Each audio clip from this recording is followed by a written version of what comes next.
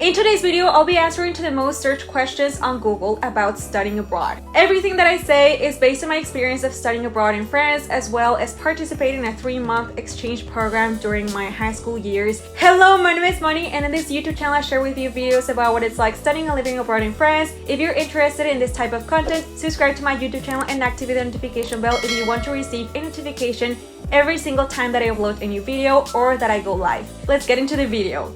Okay, study abroad. What does it mean to study abroad? So to me, study abroad is to study in a foreign country, somewhere where you were not born. Which country is the best for study abroad? I think the answer is very personal to everyone. This depends on which are your objectives. So if you want to know which is the best country for you to study abroad, first of all, write down in a paper why do you want to study abroad, which are your objectives, where would you want to live. Once you have all of that, do your research about how much does it cost, how it's like living there, how is the culture. Also look for scholarships, and once you have everything put in the table, then you can make the best decision for you.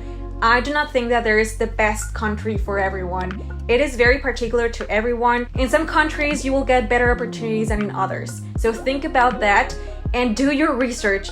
When you want to study abroad, you have to do a lot of research, and you have to fill a lot of forms. You have to have very clear your objectives and know why you want to study in that specific country. What GPA do you need to study abroad? When I applied to study abroad in France, they never asked me for a GPA, so I wouldn't be able to answer for that.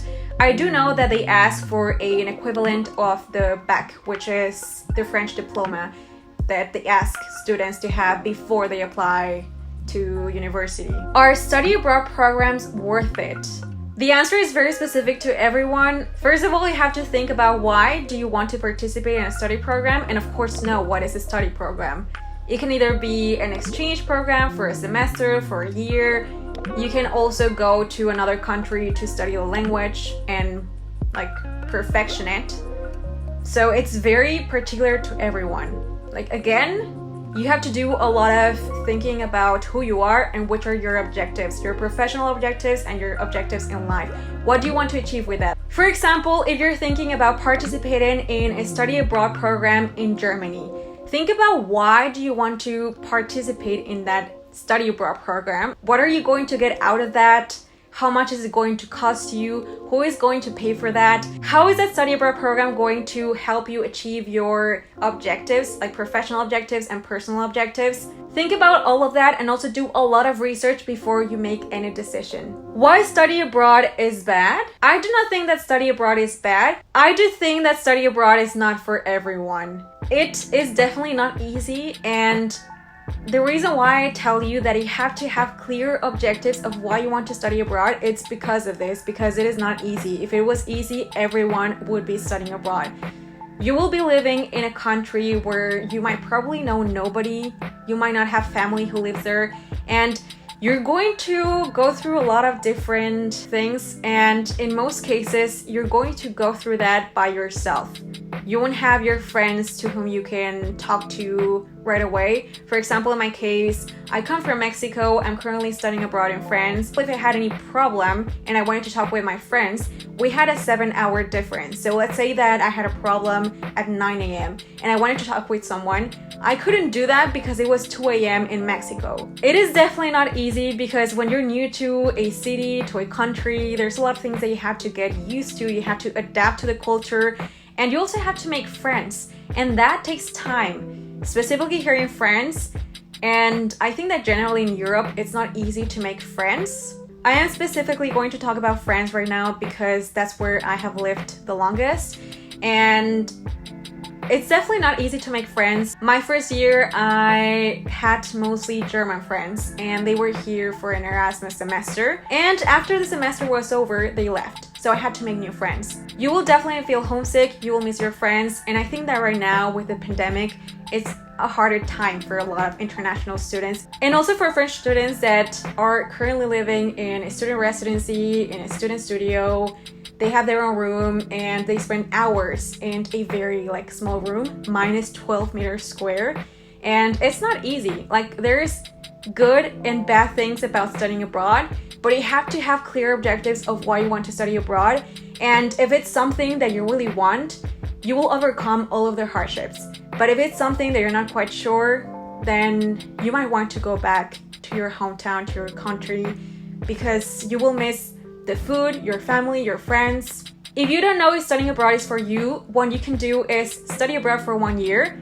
If you still like it, then you can continue and finish your degree. If you don't like it, then you can go back to your country. Of course, this is a decision that's going to depend a lot on your financial situation, so think a lot about that. Can I study abroad if I'm poor? I guess the question is if you can study abroad for free, like with no money. You can definitely find scholarships, like full scholarships to study abroad, but you do have to do a lot of research and you have to read really well, like very carefully, the requirements for that scholarship. In some cases, there are certain scholarships that are only available for certain nationalities, so do read the requirements very carefully. If you want to find a scholarship for you, you will have to do a lot of research. This is not going to be an easy job. It's going to take a lot of time and effort. If you really want it, you will find something. In the case of France, you can find scholarships. I actually made a video where I showed you how you can find scholarships. I'm going to leave you the link in the description box. I also made a video on how you can find the perfect program for you, whether if it's in English or in French. And there's a way in which you can work in something related to what you're studying and study at the same time. So you can pay your studies. If you want to know how to do that, I'm going to leave you the link in the description box. It is called alternance. Is studying abroad hard? It is not easy. If it was easy, everyone will be studying abroad in France, and well, not specifically in France, but everyone will be studying abroad, which is not the case. It is not easy and it is not for everyone. Depending on the age where you're studying abroad is the experience that you're going to have, also where you come from, where you're going to study.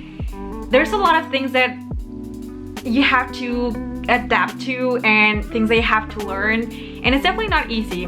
For example, in my case, I moved to France when I was 18. There was a lot of people that told me that I was too young. I just felt that it was the right time for me. I had to learn how to be an adult in another country, and my family was not here. Like, I was not able to ask them questions about like which is the best bank to open my account. Like, how do I do this? How do I do that? Like, I had to ask other people, and it definitely was not easy. I had to get out of my comfort zone, out of my bubble, and figure out a lot of things on my own. And it's definitely not easy. It's very tiring, and you also have the cultural aspect that you have to learn. With everything you have to learn when you become an adult, you have the language, like, and you have your classes. Like, believe me, it's not easy, but if you really want it, if it's something that you've always dreamed of, if you enjoy the experience of studying abroad, and even when there's like bad things and not everything is perfect, believe me, you're going to like it, but it's not going to be easy. Which country is the most expensive to study? I don't know for the most expensive, but I think that it's probably the US. College in the US is very expensive, so let's see what, yeah, here it says the US, Australia, New Zealand, Canada. Yeah, Canada is expensive. It is not as expensive for Canadians as for foreign students. So as a foreign student, it's going to be more expensive. Like, I think it's 3 times more expensive. I don't know exactly the numbers, but when I was applying to study in France, I looked into Canada and it was very expensive for foreigners. For Canadians or Quebecois, it was not as expensive. So yeah, take that into consideration. What is the cheapest way to study abroad? Find a scholarship, find a student job. Here in France, they have different helps for students. They have something called aide de logement, so you go to the CAF. And if where you live is eligible for that specific help from the government, then they will give you a certain amount of money every single month, depending on how much you pay and depending on how much you earn every month. It can go around 80 euros per month till like 100 and something. Sometimes I think I've heard people receive 200 euros per month. This depends on how much you pay for your apartment or for the studio where you're living, and you're going to receive more money if you live by yourself and if you don't live in a residency. Next one, which is the cheapest country to live?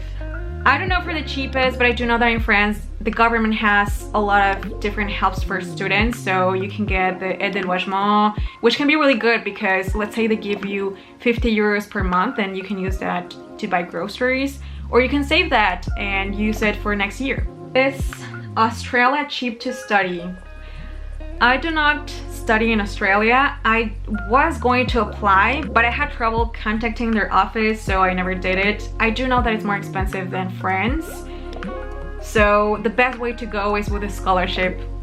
Do your research, because I know for psychology in France, like for a bachelor's degree, there is no scholarship, like zero.